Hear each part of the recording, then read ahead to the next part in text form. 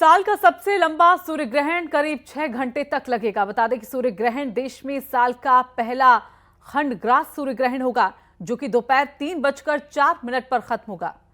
तो ये तस्वीरें आपको दिखा रहे हैं, जो कि शुरू हो चुका है सूर्य ग्रहण और उसके बाद किस तरह का असर देखने को मिल रहा है, ये आप देख सकते हैं। तो सीधी तस्वीरें।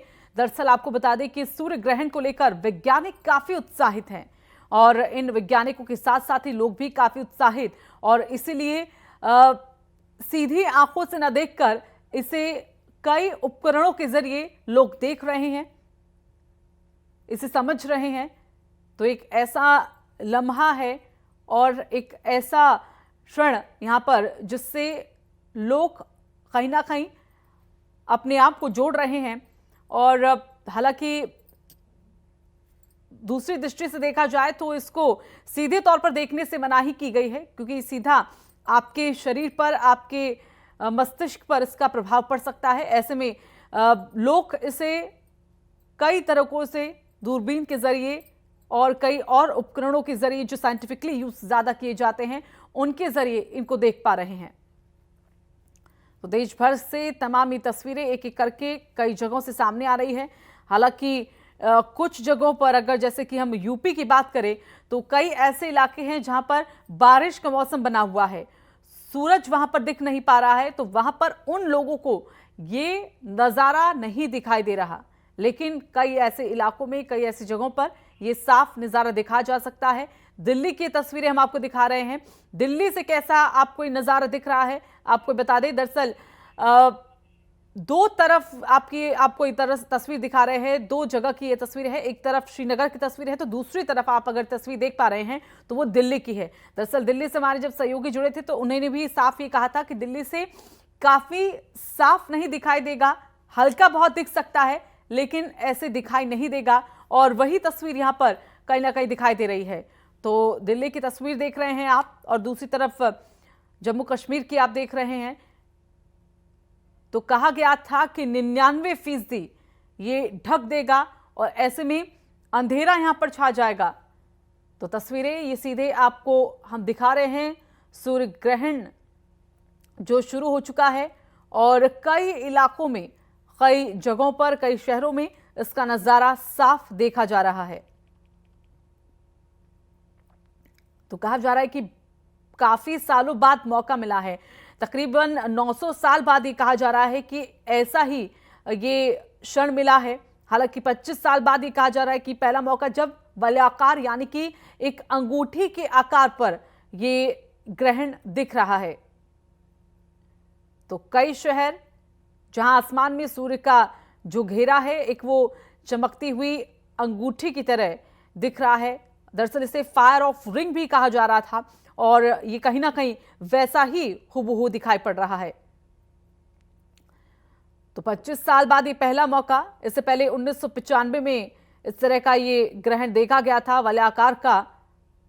तो 9:15 से इसकी शुरुआत हुई है सूर्य ग्रहण की और 3:04 पर खत्म होगा।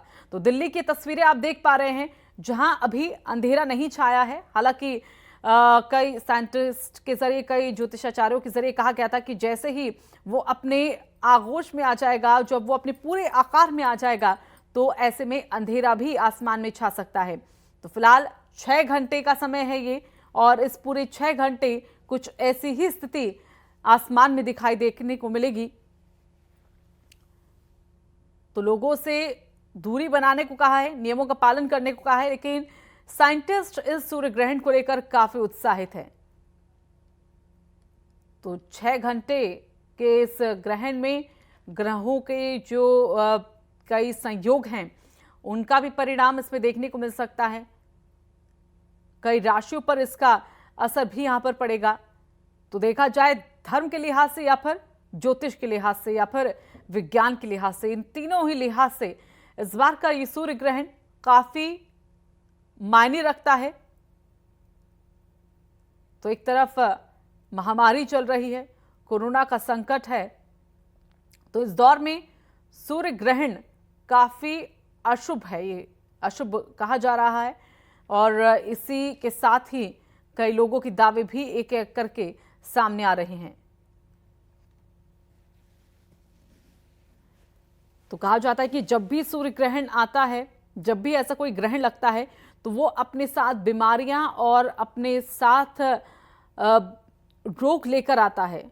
और चूंकि इस वक्त न भारत सिर्फ बल्कि दुनिया भी पूरी इस रोग की, इस महामारी की चपेट में है, तो ऐसे में अब ये अनुमान जताया जा रहा है, अभी दावे किए जा रहे हैं तमाम लोगों के जरिए कि अब और ज्यादा स्थिति कहीं ना कहीं भयावह हो सकती है। हालांकि कई लोगों का दावा ये कि अब शायद ये खत्म होगा।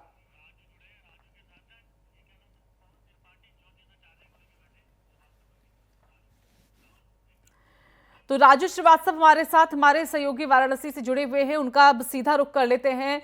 राजू, ज्योतिषाचार्य आपके साथ मौजूद है। इससे पहले भी हमने बातचीत की थी, समझा था उसे कि किस तरह से लोगों को सावधानियां बरतनी है और कैसे प्रभाव इस सूर्य ग्रहण का लोगों की जिंदगी पर पड़ने वाला है। लेकिन अभी ये तस्वीरें हम लगातार अपने दर्शकों को दिखा रहे हैं जहां पर सूर्य ग्रहण कई जगहों पर देखा जा रहा है।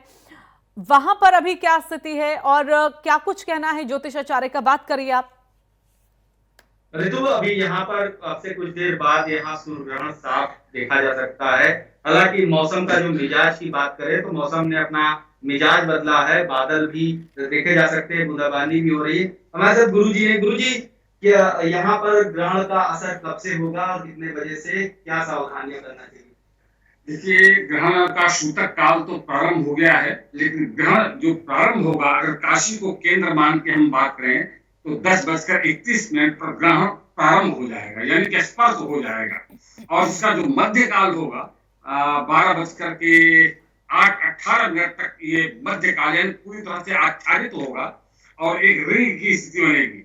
थोड़ा तब सूर्य दिखेगा, एक कंकड़ की आकृति में चमकता हुआ सूर्य दिखाई देगा। और जैसे ही 2:04 होगा, यह मोक्ष को यानी ग्रहण का समाप्ति काल होगा। सावधानी बरतने की जरूरत है। कुछ राशियां हैं जिन पर इसका कुप्रभाव पड़ता है, बहुत ज्यादा निगेटिव भाव पड़ता है। उन राशियों को इस समय सीधे सूर्य ग्रहण के प्रकाश में आने से बचना चाहिए, परहेज करना चाहिए और वो अवॉइड करें।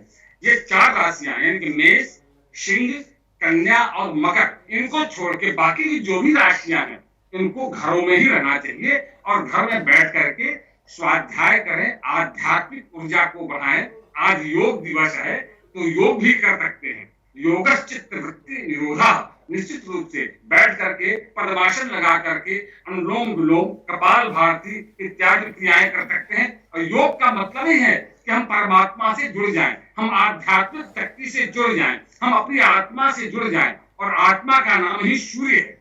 तो निश्चित रूप से अगर आप इस दौरान योग नहीं करते हैं तो एक उपासना ही मानी जाएगी, क्योंकि योग करते समय हम परमात्मा चिंतन करते हैं, परमात्मा का स्मरण करते हैं। तो निश्चित रूप से इस दौरान जब ग्रहण लगा हो, बैठ करके आध्यात्मिक ऊर्जा का कैसे हम आध्यात्मिक ऊर्जा अपने अंदर उत्पन्न करें, इस पर विशेष ध्यान देने की जरूरत है। तो ऋतु, गुरुजी ने बताया कि इस समय ध्यान भगवान का करना बहुत जरूरी है, क्योंकि जिन राशियों पर सूर्य ग्रहण का असर पड़ रहा है उन राशियों को विशेष तौर से सावधानी बरतनी चाहिए। ऋतु, बात करें तो धर्म की राजधानी काशी को कहा जाता है। यहाँ अनेक मंदिर है, जो प्राचीन मंदिर, पुराने मंदिर है, वो सभी मंदिर बंद हैं। श्रद्धालु, कोरोना काल चल रहा है, श्रद्धालु अपने अपने घरों में हैं। गुरुजी, कैसे घर में रह के पूजा करें, क्योंकि बहुत से मंदिर बंद हैं, लोग मंदिर तक नहीं पहुंचेंगे सूर्य ग्रहण खत्म होने के बाद भी। जी बिल्कुल, मंदिर की तो बात छोड़ दे, मंदिर तो बंद ही है। जब से सूतक काल लग गया है तभी से मंदिर के कपाट बंद है और बंद होने भी चाहिए, यही शास्त्रीय विधान है। घर में जो आपके पूजा का स्थान है वहां भी पर्दा डाल दें।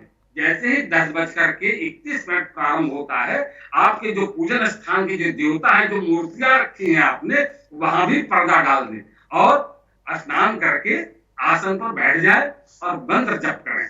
मंत्र जप में सहजता और सरलता से जो भी मंत्र आपके जो इष्ट हो, जिनको आप मान सम्मान करते हो, जिस देवता को आप अपने अंतर्भूत किए हुए हो, अथवा किसी की दीक्षा लिया है, आपने गुरु मंत्र लिया है, अथवा कुछ नहीं आता है तो हनुमान जी की चौपाई है, नासे रोग हरे सब पीड़ा, जपत निरंतर हनुमत वीरा। ये जो भी है, मंगल भवन अमंगल हारी, द्रवौस दशरथ अधिरथ, जो दीन दयाल गिरद संभारी, हरहु नाथ मम संकट भारी। इस तरह से जो भी चौपाई या मंत्र है जो आपको ऊर्जा प्रदान करे, वैसे माने तो यह ग्रहण जो है सूर्य पर लगा हुआ है, तो निश्चित रूप से एक सहज मंत्र है, ओम घृणे सूर्याय नमः।